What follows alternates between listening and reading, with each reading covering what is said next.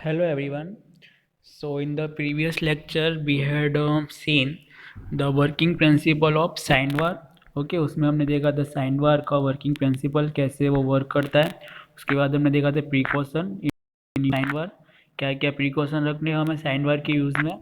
और उसके बाद हमने देखा उसके अलग अलग यूजेस. उसमें पहला था सामान्य साइन वारથી ખૂણો શોધવો, finding the unknown angle using the sine bar. Okay so इतना हमने देख लिया था. सो एक बार फिर से देख लेते हैं हम साइन वार का कार्य सिद्धांत वर्किंग प्रिंसिपल कैसा था. ओके एक बार रिवीजन कर लेते हैं. तो इसमें हमने क्या किया था, पहले राइट एंगल ट्रायंगल का फॉर्म किया था. ये आपकी सरफेस प्लेट है. ओके स्मूथ होगी जो कि उसके ऊपर हम क्या साइन बार प्लेस करेंगे तो उसका जो वन व्हील होगा वो सरफेस पे टच करेगा, और जो दूसरा व्हील होगा वो कहाँ पे आपका स्लिप गेज के ऊपर टच करेगा उसकी ऊपर की सरफेस पे. तो यहाँ पे जो आपका एंगल जो फॉर्म होगा वो कौन सा होगा, आपका राइट एंगल ट्रायंगल होगा. मतलब कि राइट एंगल ट्रायंगल किसको बोलेंगे कि जिसमें दो इस बीच में 90 का एंगल हो. ओके उसको क्या बोलेंगे, right angle triangle. You can see here यहाँ पे क्या आपका 90 का एंगल बन रहा है. ओके उसके बाद हमने क्या किया था कि फॉर्मूला यूज़ किया था sine theta equal to H upon L. Sine theta का फॉर्मूला क्या है, आपकी સામેની બાજુના છેદમાં કણ, સામેની બાજુ ये आपका थीटा है, सामेनी बाजू क्या होगी इसकी एच होगी ये वाली स्लिप गेज की हाइट, और एल क्या है उसका कर्ण. Okay so H upon L ये उसकी फॉर्मूला बना था साइन थीटा का. सो स्लिप गेजની કુલ ઊંચાઈ અને સાइन વારની लंबाई. इसमें क्या होगा आपका साइन वार की जो लेंथ है एल. ओके साइन वार की जो लेंथ है एल वो आपको नोन होगी. ओके 100 200 250 जो भी होगी, अलग अलग साइन वार अवेलेबल है अलग अलग लेंथ में. सो एल आपको क्या होगा, नोन होगा. एच भी आपको नोन होगा, स्लिप गेज की ऊंचाई. तो ये दोनों इस फॉर्मूले में एच और एल की वैल्यू आपको पता होगी, तो इसकी हेल्प से आप थीटा की वैल्यू फाइंड कर सकते हो एंगल की. ओके ये था उसका साइन वार का वर्किंग प्रिंसिपल. ओके नाउ आज हम टॉपिक स्टार्ट करते हैं. इसमें हमने ए देख लिया था सामान्य साइन वारથી ખૂણો શોધવો. ना उसका दूसरा पॉइंट है मोटा के हैवी जॉबનો ખૂણો શોધવો. मीन्स अगर आपका जॉब है वो बड़ा है और हैवी है तो उसका हमको एंगल कैसे फाइंड करना है. सो वो देखते हैं आज. So this part number B, મોટા કે હેવી જોબનો ખૂણો શોધવો. So finding the unknown angle of a heavy job. સો આકૃતિમાં બતાવ્યા મુજબ મોટા જોબ ઉપર સાઇન વારને ગોઠવી બંને રોલરો પરની હાઇટ વર્નિયર હાઇટ ગેજ વડે શોધી કાઢવામાં આવે છે. તો તમે જોઈ શકો છો કે મોટા જોબ પર શું આપણે અહીંયા સાઇન વારને પ્લેસ કર્યું છે, અને જે એની હાઇટ છે રોલરની તેને આપણે શું કરશું, વર્નિયર હાઇટ ગેજની હેલ્પથી શું આપણે ફાઇન્ડ કરશું. તમે જોઈ શકો છો આ તમારા વનનું શું છે, વર્નિયર હાઇટ ગેજ છે. ઓકે અને આ તમારા આગળ શું મૂક્યું છે, આપણે ડાયલ ઇન્ડિકેટર છે વર્નિયર હાઇટ ગેજની આગળ. સો ડાયલ ઇન્ડિકેટરની હેલ્પથી આપણે શું કરશું, પહેલાં તો લેન્થ મેઝરમેન્ટ કરીશું, આ પોર્શનની લેન્થ અને આ પોર્શનની લેન્થ. સો આ હાઇટ શોધતી વખતે વર્નિયર હાઇટ ગેજના મેઝરિંગ એન્વિલ સાથે ડબલ ડાયલ ઇન્ડિકેટર ગોઠવી બંને રીડિંગ દરમિયાન એન્ડવિલનું રોલર પરનું પ્રેશર એકસરખું રહે તેની ચોકસાઈ રાખવામાં આવે છે. હાઇટના બંને રીડિંગો વચ્ચેનો તફાવત તથા રોલર્સ વચ્ચેના સેન્ટર ડિસ્ટન્સ પરથી ખૂણો શોધી શકાય છે. એટલે શું, તમારા જે હાઇટનું જે ડિફરન્સ છે આ તમારી હાઇટ અને સેકન્ડ તમારી આ હાઇટ, એ વચ્ચેનું હવે બંને વચ્ચેનું ડિફરન્સ, અને તમારું એલ તમારું શું છે તો લેન્થ, આઈડિયા તમારી લેન્થ મળી એનું હેલ્પની એ બંનેના હેલ્પથી આપણે શું થીટા ફાઇન્ડ કરી શકીએ છીએ. તો રોલર્સ વચ્ચેના સેન્ટર ડિસ્ટન્સ એટલે તમારી આ એરિયા લેન્થ એલ અને એ બંને વચ્ચેની હાઇટનું ડિફરન્સ સેન્ટર વચ્ચેનું. ઓકે મીન્સ તમારું આ બંને હાઇટ, આ તમારી આ હાઇટ એક, સેકન્ડ તમારી એરિયા હાઇટ. ઓકે સો એ બંનેનું તમારું ડિફરન્સ કેટલું હશે, આઈડિયો આ ડિફરન્સ.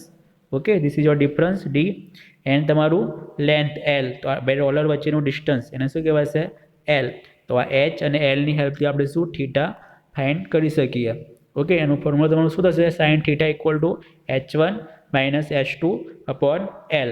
અને તમારું H1 શું હશે, idea height, this one height, and H2 તમારી આઈડિયા હાઇટ થશે. સો H1 minus H2 upon L, બે રોલર વચ્ચેનું ડિફરન્સ. ઓકે આ બંને વસ્તુ આપણને નોન હશે. H1 અને H2 તમને મળી જશે શાના પરથી, ડાયલ ઇન્ડિકેટરની હેલ્પથી. ઓકે અને એલ તમને ઓલરેડી ખબર હશે કે બે સેન્ટર વચ્ચેનું અંતર કેટલું છે સાઇન વારમાં. ઓકે ઓલરેડી તમને આપેલું છે 100 mm 200 mm કે 250 mm. સો એ વેલ્યુ આપણે પુટ કરીશું એટલે ડાયરેક્ટલી તમને થીટાની વેલ્યુ મળી જશે. નાવ સેકન્ડ વન છે તમારું સાઇન સેન્ટરનો ઉપયોગ. So use of sine centre. So sine centre એ સાઇન વારનું જ એક સ્વરૂપ છે. ઓકે તમે જોઈ શકો છો એના જેવું જ દેખાય છે સાયન્સ સેન્ટર પર, એમાં પણ 2 રોલર છે. ઓકે, અને સ્લીપ ગેજ પર આપણે એને પુટ કર્યું છે અને એની હેલ્પથી પણ આપણે શું કરવાના છે, એંગલ જ મેઝર કરવાના છે. સો તેમાં સાઇન બારના એક રોલરને બેઝ પ્લેટ સાથે પીવોટ કરેલું હોય છે. સો તમે જોઈ શકો છો આ રોલર છે, એને શું આપણે પીવોટ કર્યું છે. પીવોટ એટલે શું, આપણે જોઈન્ટ કર્યું છે.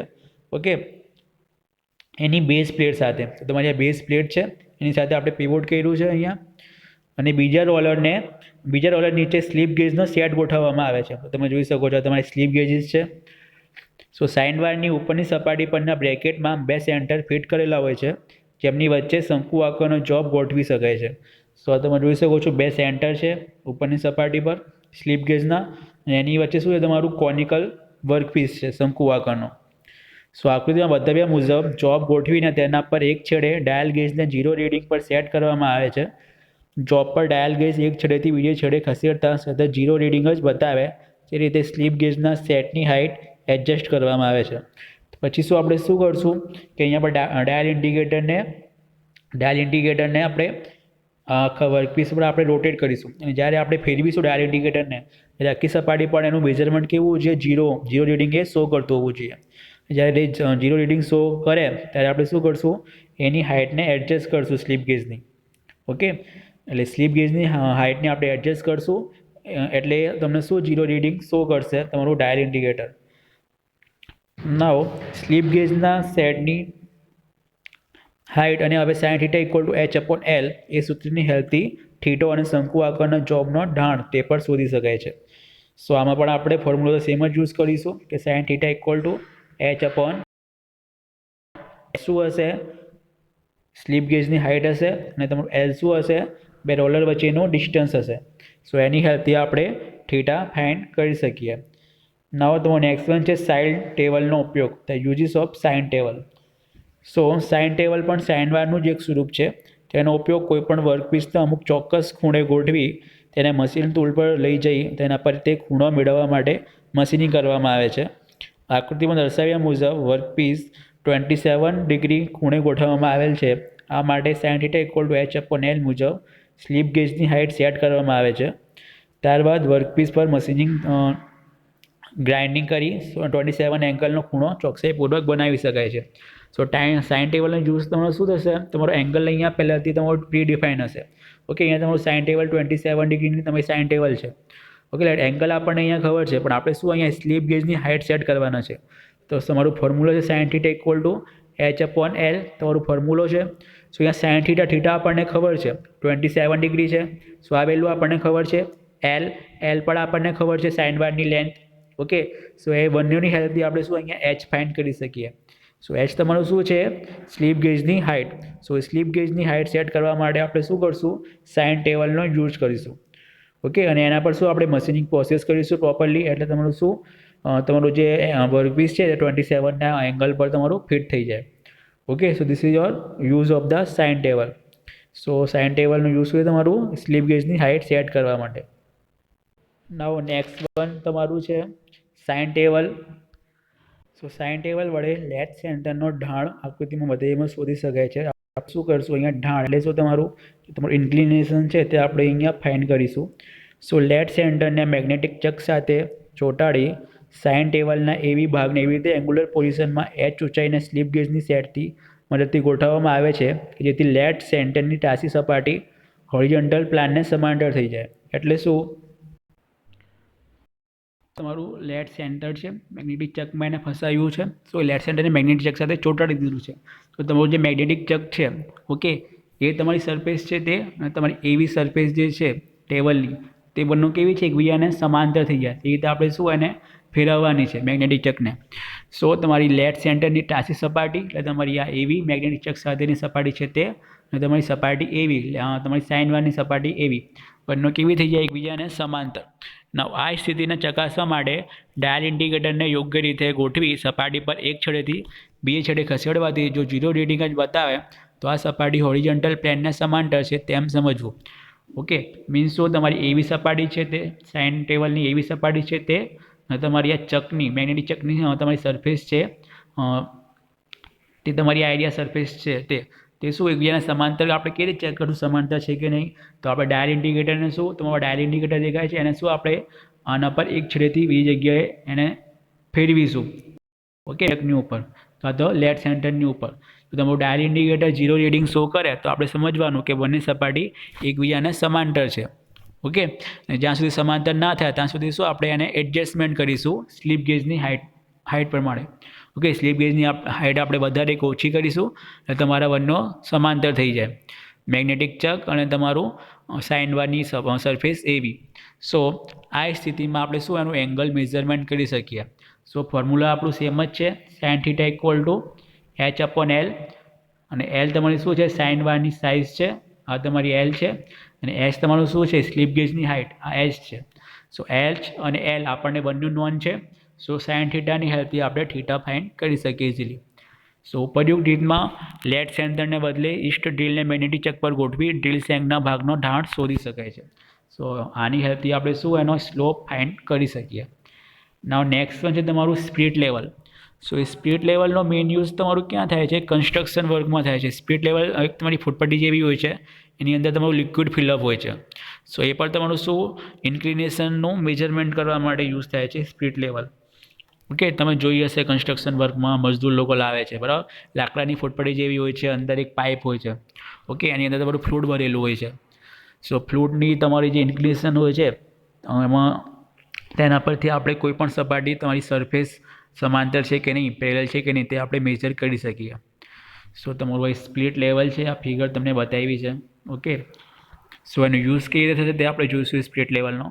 સો સામાન્ય રીતે સ્પ્લિટ લેવલનો ઉપયોગ foundation, machine bed, machine table તથા અન્ય સપાટીઓને હોરિઝોન્ટલ લેવલમાં ગોઠવવા માટે થાય છે. જેમ કે મેં તમને કીધું, બરાબર, લેવલિંગ જ્યારે આપણે કરવાની હોય ત્યારે લેવલિંગ કરવા માટે આપણે સ્પ્લિટ લેવલનો યુઝ કરીશું. તો તમારું મશીન બેડ છે, મશીન ટેબલ છે, ફાઉન્ડેશન વગેરેને આપણે લેવલિંગ કરવા માટે એનો યુઝ કરીશું.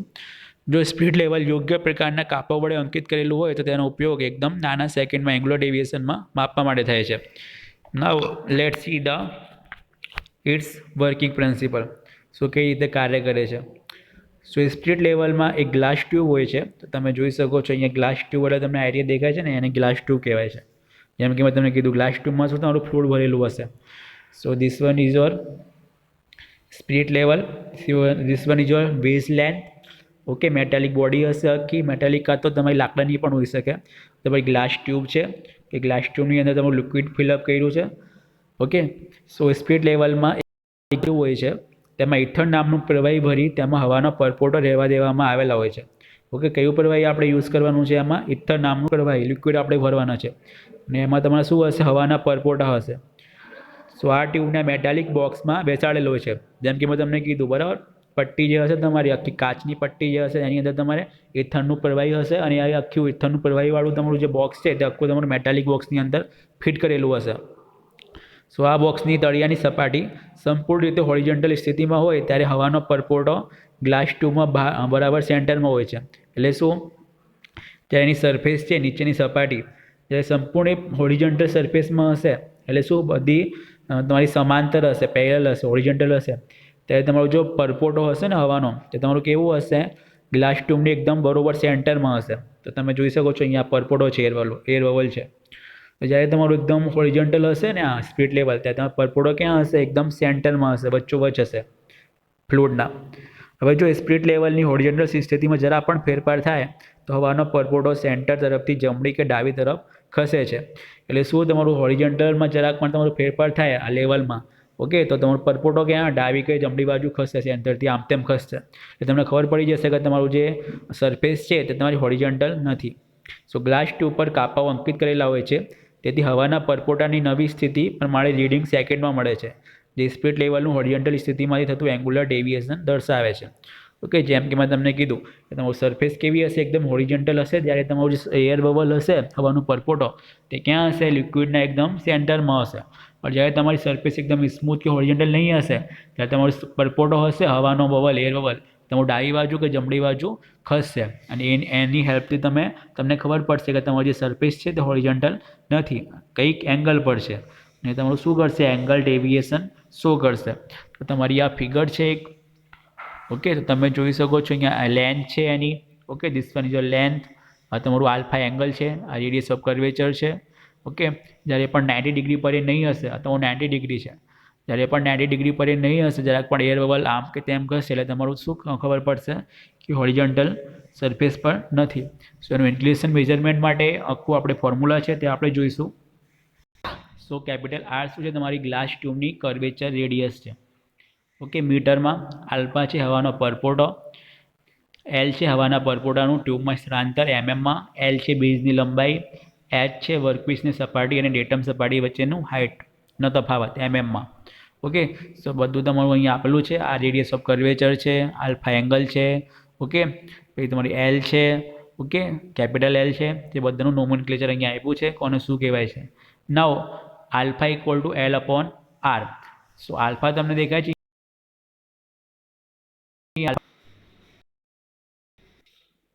સો ધીસ વન ઇઝ આલ્ફા. અને ટેન આલ્ફા, ટેન થીટાનો ફોર્મ્યુલા શું છે તમારું, ટેન થીટા બરાબર સામેની બાજુના છેદમાં પાસેની બાજુ. ઓકે, તમારું આલ્ફા આયરું આ બને છે, તો તેની સામેની બાજુ તમારી કઈ છે, એલ છે, અને પાસેની બાજુ કઈ છે તમારી, આર છે. So tan alpha equal to L upon R. અને આલ્ફાની વેલ્યુ તમારી કેવી છે, એકદમ નાની છે, બહુ ઓછી. તો ટેન આલ્ફા ઇક્વલ ટુ આપણે આલ્ફા પણ લઈ શકીએ. So alpha equal to L upon R. Okay, so this one is your formula કે alpha equal to L upon R or H upon L. So H upon L કઈ રીતે આવશે, તો this one is your figure. સો તમારું alpha અહીંયા same તમારા બરાબર સામેની બાજુ એટલે આઈડિયા એચ અપોન પાસેની બાજુ એટલે તમારી આ capital L. Okay, so H upon, so તમારું this H upon L same તમારું L upon R. So this is your tan alpha. So તમારું ફોર્મ્યુલા બનશે this one L upon R or H upon L. અને મેં તમને કીધું આલ્ફાની value કેવી છે, એકદમ નાનો એંગલ છે. So tan alpha equal to આપણે આલ્ફા પણ લઈ શકીએ. નવ સ્પિરિટ લેવલની સેન્સિટિવિટી.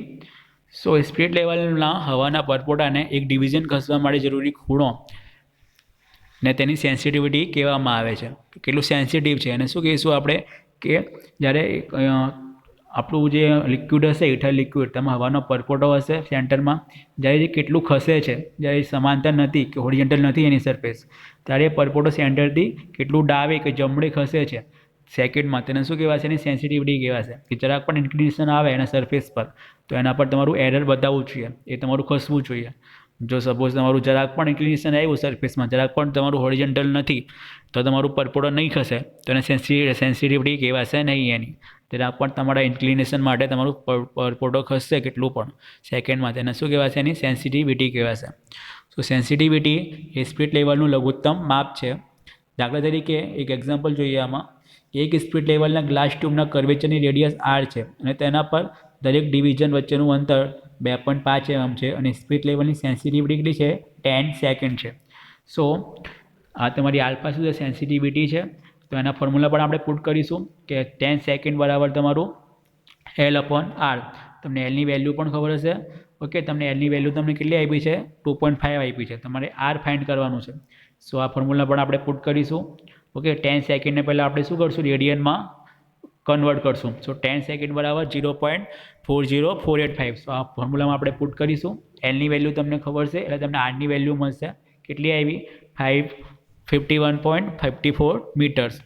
સો સ્પિરિટ લેવલના ગ્લાસ ટ્યુબની કર્વેચરની રેડિયસ તમારી કેટલી હશે, 51.54 મીટર હોવી જોઈએ. તો એની હેલ્પથી આપણે રેડિયસ ઓફ કર્વેચર પણ ફાઇન્ડ કરી શકીએ. સો તમારું આ થયું sensitivity of the spirit level. Now so આજે આપણે જોયું તમારું સાઇન વાયર જોયું, ઓકે, સાઇન ટેબલનો યુઝ જોયું, સાઇન સેટરનો યુઝ જોયો આપણે આજે. ત્યાર પછી આપણે જોયું spirit level. Okay, spirit level, okay, કઈ રીતે એને યુઝ કરવાનો છે અને સ્પિરિટ લેવલનું આપણે ફોર્મ્યુલો ફાઇન્ડ કર્યો. ઓકે, સો નેક્સ્ટ લેવલમાં આપણે ફરીથી જોઈશું સેન્સિટિવિટી અને એને અસર કરતા પરિબળો. We will see in the next lecture. So I understand what is spirit level. Okay, how to sine centre, what is sine table. Okay, આ બધું આપણે જોયું આ લેક્ચરમાં. તમને કંઈ પણ ખબર ના પડે તો તમે પૂછી શકો છો, મેસેજ કરી શકો છો. Okay, so I hope you understand this video. What is spirit level, what is sine bar, what is sine table. Okay, એનો મેઇન યુઝ શું છે આપણું સાઇન ટેબલ સાઇન વારનું, આપણે એંગલ મેઝરમેન્ટ માટે, ઓકે, થીટા માપવા માટે. Okay, so in next lecture we will start again from the speed level sensitivity. So thanks for watching this video.